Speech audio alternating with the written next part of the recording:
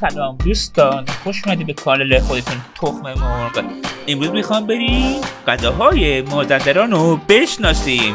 قبل از که بریم لایک و ساب یادتون نره. مالابیچ، موادش ماهی سفید نر، مواد میانی آن گردو، رب انار، گلپر، فلفل، نمک و سبزی‌های محلیه. اسفناج، موادش گوشت گاو یا گوسفند، برگ سیر، پیاز، اسفناج، سبزی‌های محلی، ادویه‌های دلخواه و هیچ هم اختیاریه. ناز خاتون، موادش بادمجان کباب شده، سیر، نعنا، گیشنیز، آب انار، آبپوره و نمکه. موادش کدو سبز، سیب زمینی، پیاز، گوجه فرنگی، سیر، تخم مرغ، ادویه‌های دلخواه. خورشت آلو، موادش مرغ تکه شده، آلو، دانه انار ترش، آب نارنج، پیاز گردو و زعفرانه. آغوش مسما، موادش اردک، گردو، دانه انار، رب انار، پیاز، ادویه و آبه.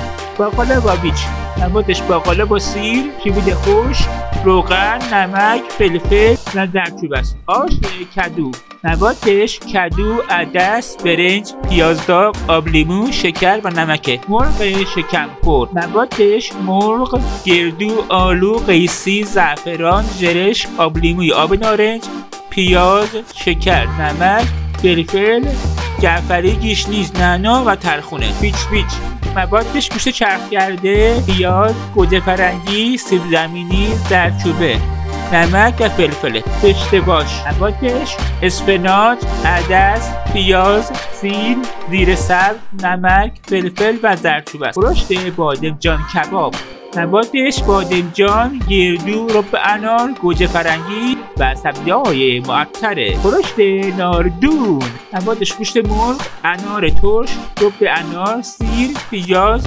شکر و ادویه‌های دلخواه. اسفناج مرجی، موادش اسفناج، عدس، سیر و انار ترش. کوهی انار، موادش کدو حلوایی، انار، لوبیا عدس، گردو، سیر، پیاز و ادویه‌های دلخواه. کوهی گلاب، موادش کدو حلوایی رنده شده، برنج، گوشت چرخ کرده، پیاز، زیره، کره محلی و ادویه‌های دلخواه. توپیکی، موادش دوغ، حبوبات و سیر داغه.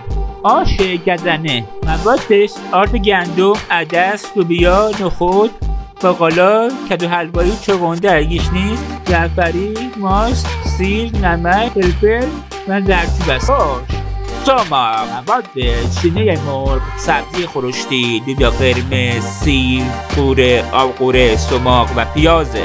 ترشو، موادش جعفری، گیشنیز، تره، چغندر، کدو حلوایی، پیاز، سیر، سیب زمینی، دانه انار، رب انار ترش، برنج، روغن و نمکه. ترچین گوش، موادش گوشت قرمز، برنج، سیب زمینی، چغندر، پیاز، آلو، نمک، فلفل و زردچوبه. کرد پرس، موادش گوجه فرنگی، بادمجان، رب گوجه فرنگی، پیاز، سیر، قوره، روغن و ادویه است. هاویش کدو، موادش کدو سبز، جعفری، تخم مرغ، سیر، پیاز، رب گوجه فرنگی، روغن، ادویه‌های دلخواه. پلو قورمه، موادش گوجه فرنگی، بادمجان، جعفری، گشنیز، نعنا، سیر، پیاز داغ، تخم مرغ، آبقوره، روغن، نمک، فلفل، زردچوبه و دارچینه. دوستان مرسی جمع بودید.